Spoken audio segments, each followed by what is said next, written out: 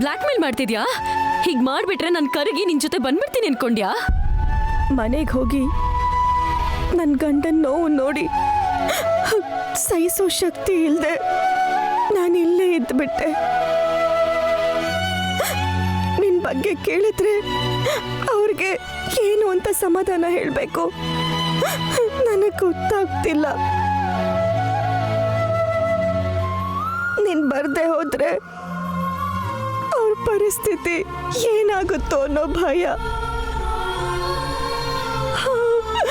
ಅವ್ರಿಗೆ ನಡಿಬಾರ್ದೇನಾದ್ರೂ ನಡೆದು ಹೋದ್ರೆ ಆ ಕ್ಷಣನೇ ನನ್ನ ಪ್ರಾಣ ಹೋಗುತ್ತೆ.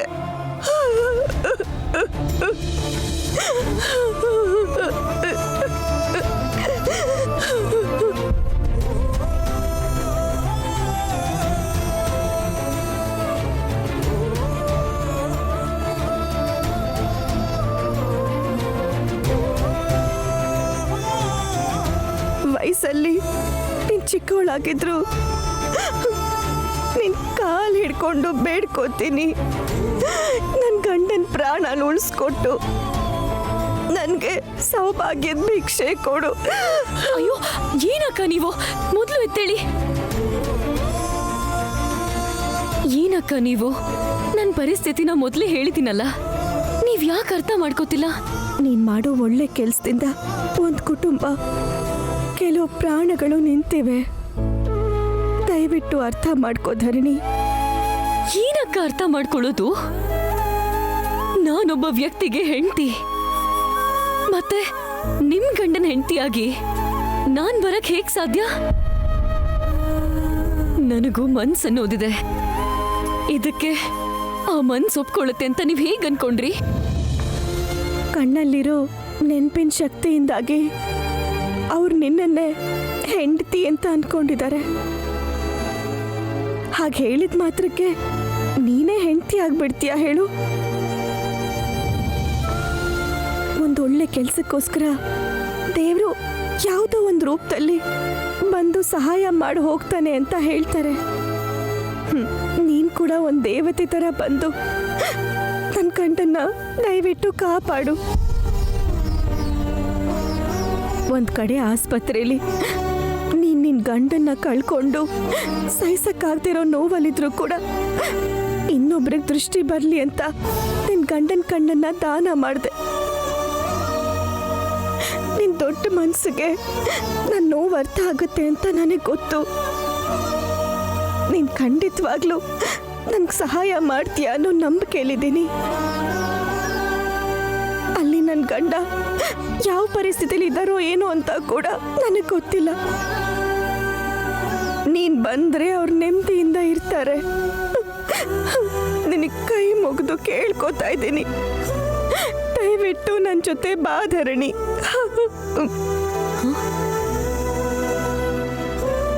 ಒಬ್ಬ ವ್ಯಕ್ತಿಗೆ ಹೆಂಡತಿಯಾಗಿ ನಟಿಸೋದು ಅಂದರೆ ಅದು ಯಾವ ಹೆಣ್ಮಗಳಿಗೆ ಆದರೂ ಮನಸ್ಸಿಗೆ ನೋವು ಕೊಡುವಂಥ ವಿಷಯ. ಆದರೆ ಒಂದು ಒಳ್ಳೆ ಕೆಲಸಕ್ಕೋಸ್ಕರ ಹಾಗೆ ಮಾಡಿದ್ರೆ ತಪ್ಪಾಗಲ್ಲಮ್ಮ ಧರಣಿ. ಅದ್ ಹಾಗಲ್ಲ ಮಾಸ್ಟರ್. ನಿನ್ನ ಗಂಡ ಈ ಲೋಕದಲ್ಲಿ ಇಲ್ಲದೆ ಇದ್ದರೂ ತನ್ನ ಕಣ್ಣಿಂದ ನೀನು ನೋಡ್ತಾನೆ ಅಂತ ನೀನು ಹೇಳ್ದೆ. ಈಗ ನೀನು ಹೋಗದೇ ಇದ್ದರೆ ಆ ಕಣ್ಣು ಶಾಶ್ವತವಾಗಿ ದೃಷ್ಟಿನ ಕಳ್ಕೊಳ್ಳುತ್ತೆ.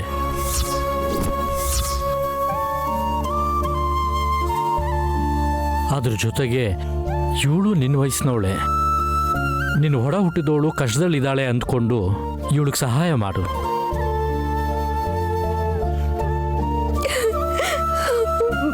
ಒಬ್ಬ ಹೆಣ್ಮಗಳ ಸಂಸಾರನ ಕಾಪಾಡಿದ್ರೆ ಅದಕ್ಕಿಂತ ದೊಡ್ಡ ಪುಣ್ಯ ಮತ್ತೊಂದಿರಲ್ಲ.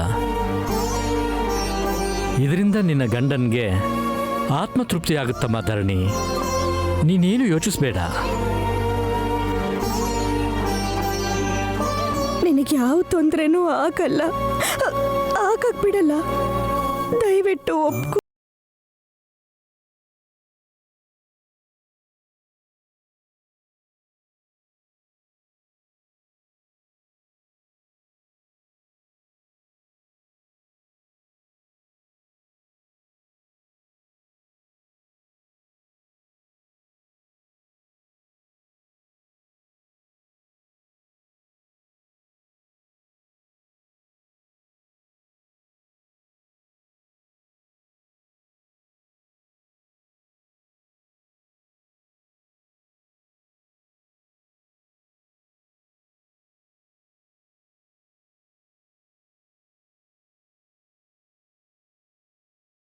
ಆದ್ರೆ ಒಂದ್ ಕಂಡೀಷನ್.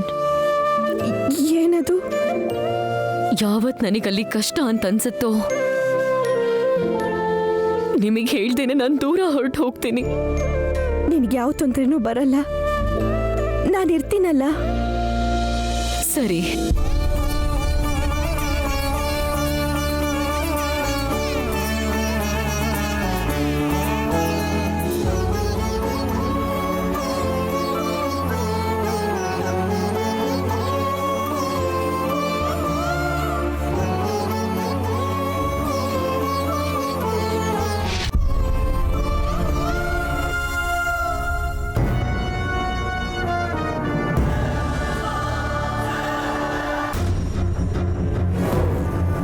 ಧರಣಿನ್ ಕರ್ಕೊಂಡ್ ಬರಕ್ಕೆ ಅಂತ ಹೋಗಿರೋ ನಯನಿ ಇಷ್ಟೊತ್ತಾದ್ರೂ ಮನೆಗೆ ಬರಲಿಲ್ಲ ಅಂದ್ರೆ ಖಂಡಿತವಾಗ್ಲೂ ಆ ಧರಣಿನ ಕರ್ಕೊಂಡ್ ಬರ್ತಾಳೆ ಅನ್ಸುತ್ತೆ.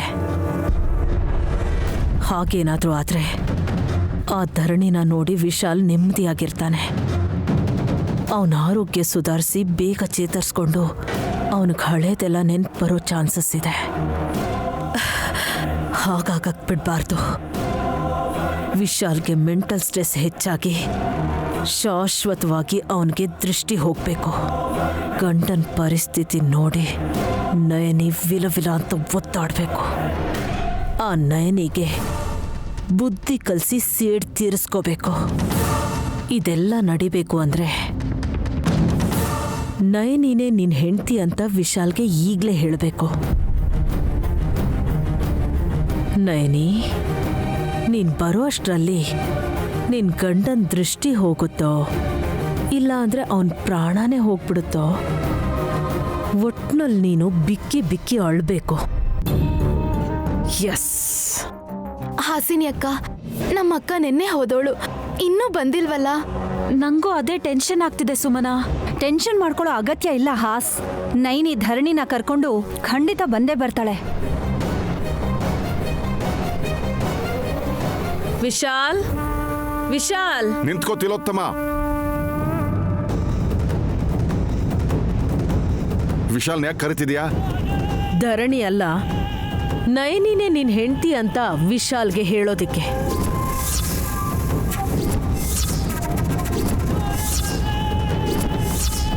ನಿನಗೇನಾದ್ರೂ ಹುಚ್ಚಿಡಿದ್ಯಾ?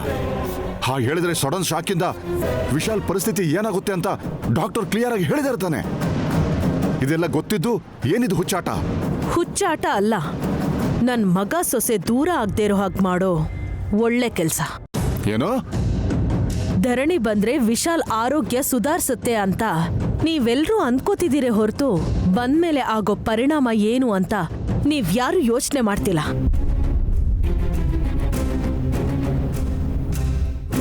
ವಿಶಾಲ್ ಈಗಾಗ್ಲೇ ಧರಣಿನೇ ಹೆಂಡತಿ ಅನ್ಕೊಂಡಿದ್ದಾನೆ.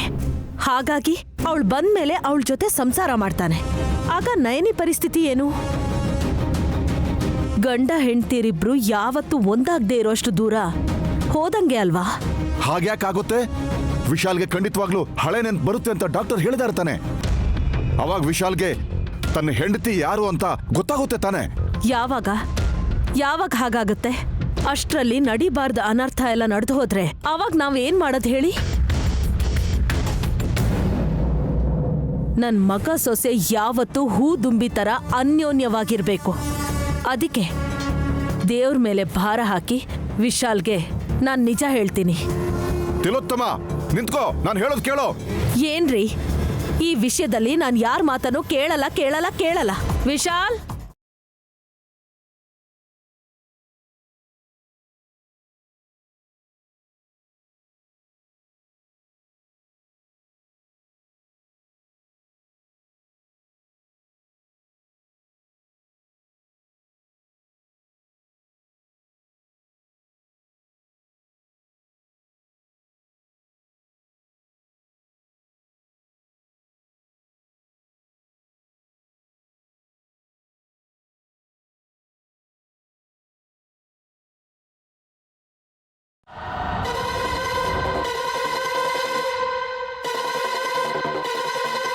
ಕಂದ, ನಿನ್ಗೊಂದು ಮುಖ್ಯವಾದ ವಿಷಯ ಹೇಳ್ಬೇಕು. ಹೇಗೆ ಹೇಳ್ಬೇಕು ಅಂತ ಅರ್ಥ ಆಗ್ತಿಲ್ಲ, ಆದ್ರೆ ಹೇಳ್ತೆ ಇರಕ್ಕಾಗಲ್ಲ. ಯಾವ ವಿಷಯದ ಬಗ್ಗೆ ಮಾವು? ಕಂದ, ನೀನ್ ಟೆನ್ಷನ್ ಮಾಡ್ಕೊಳ್ದೆ ಹೇಳೋದನ್ನ ಸಮಾಧಾನದಿಂದ ಕೇಳು. ತಿಲೋತ್ತಮ, ನೀನ್ ಸುಮ್ಮನಿರು. ದಯವಿಟ್ಟು ನನ್ನನ್ನ ತಡಿಬೇಡಿ. ಮಾಮ್, ನೀವು ಯಾವ ವಿಷಯದ ಬಗ್ಗೆ ಜಗಳ ಮಾಡ್ತಿದ್ದೀರಾ ಅಂತ ನನಗೆ ಗೊತ್ತಾಗ್ತಿಲ್ಲ. ಕಂದ, ನೀನ್ ಅಂದ್ಕೊಂಡಿರೋ ಹಾಗೆ ಧರಣಿ ನಿನ್ ಹೆಂಡ್ತಿ ಅಲ್ಲ.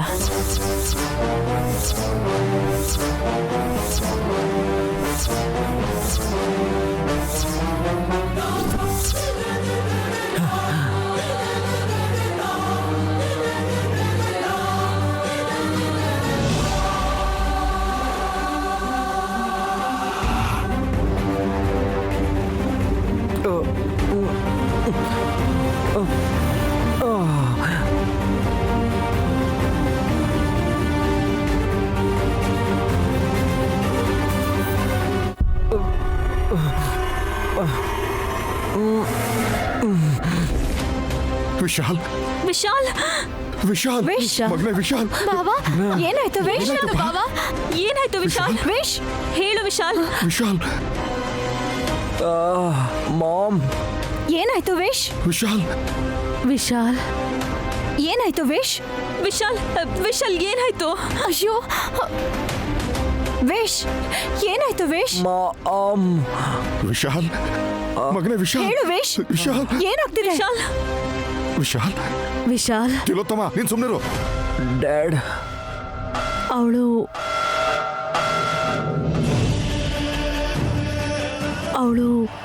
ನಿಜವಾಗ್ಲೂ ನಿಮ್ ಪ್ರಾಣ.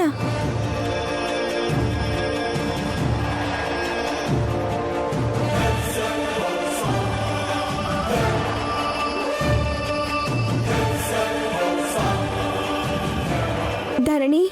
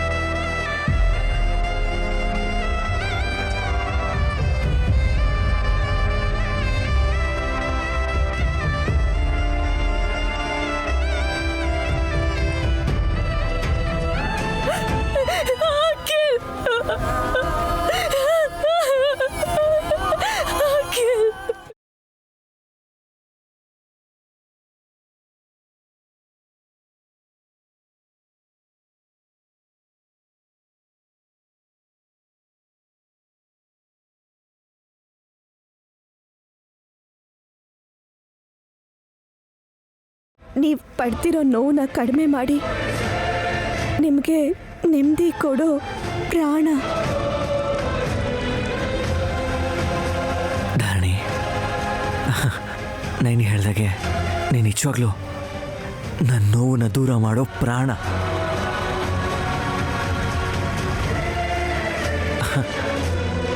ನಾನು ಹಾಸ್ಪಿಟ್ಲಿಂದ ಮನೆಗೆ ಬಂದಾಗಿಂದ ನಿನಗೋಸ್ಕರ ನಾನು ಎಷ್ಟು ಕಾಯ್ತಿದ್ದೀನಿ ಗೊತ್ತಾ?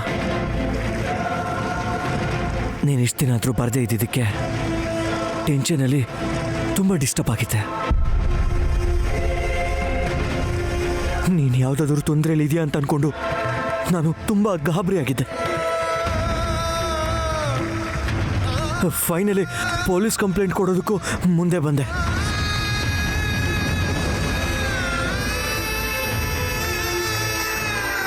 ಒಂದು ವೇಳೆ ಇವತ್ತೇನಾದರೂ ನೀನು ಬರದೇ ಹೋಗಿದ್ದಿದ್ರೆ ನಾನು ಏನಾಗ್ತಿದ್ನೋ ಏನೋ ಅಂತ ನನಗೆ ಗೊತ್ತಿಲ್ಲ ಧರಣಿ. ಇವಾಗ ನೀನನ್ನು ನೋಡಿದ್ಮೇಲೆ ನನ್ನಲ್ಲಿರೋ ಟೆನ್ಷನ್ಸ್ ಎಲ್ಲ ಮಾಯ ಆಯಿತು.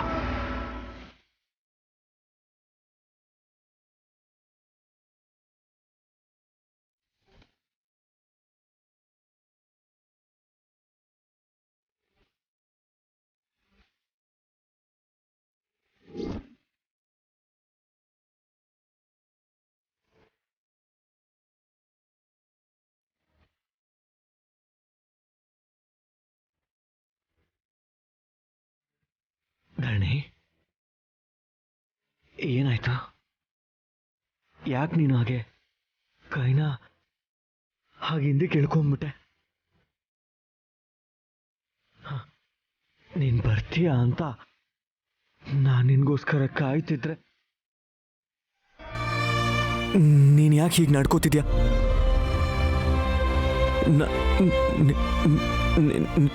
ನಿನಗೇನಾಗಿದೆ? ನೀವು ಅವ್ರ ಕೈನ ಹಿಡ್ಕೋಬಾರ್ದು ಯಜಮಾನ್ರೆ. ಏನು ಹೇಳ್ತಿದ್ಯಾ ನೀನು? ನಾನು ನನ್ನ ಹೆಂಡತಿ ಕೈನ ಯಾಕೆ ಹಿಡ್ಕೋಬಾರ್ದು? ಅಂದರೆ ಹೊರಗೆ ಪರಿಸ್ಥಿತಿ ಸರಿ ಇಲ್ಲ ಅಲ್ವಾ ಯಜಮಾನ್ರೆ? ಅವರು ಇಷ್ಟು ದಿನ ತನ್ನ ಸ್ನೇಹಿತೆಗೋಸ್ಕರ ಆಸ್ಪತ್ರೆಯಲ್ಲೇ ಇದ್ದರು ಅಲ್ವಾ, ಜೊತೆಗೆ ಪ್ರಯಾಣ ಮಾಡಿ ಬಂದಿದ್ದಾರೆ. ಇಂಥ ಪರಿಸ್ಥಿತಿಲಿ ಅವ್ರ ಕೈ ಹಿಡ್ಕೊಳ್ಳೋದು ಸರಿ ಇಲ್ಲ ಅಂತ ಅವ್ರ ಅಭಿಪ್ರಾಯ. ಅದಕ್ಕೆ ಹೀಗೆ. ಹೌದಾ? ನಾನು ಇನ್ನೂ ಬೇರೆ ಏನೋ ಅಂದ್ಕೊಂಡು ತುಂಬ ಟೆನ್ಷನ್ ಮಾಡ್ಕೊಂಬಿಟ್ಟೆ. ಧರಣಿ, ಫ್ರೆಶ್ ಆಗುವಂತೆ ಬಾ ರೂಮ್ಗೆ ಹೋಗೋಣ.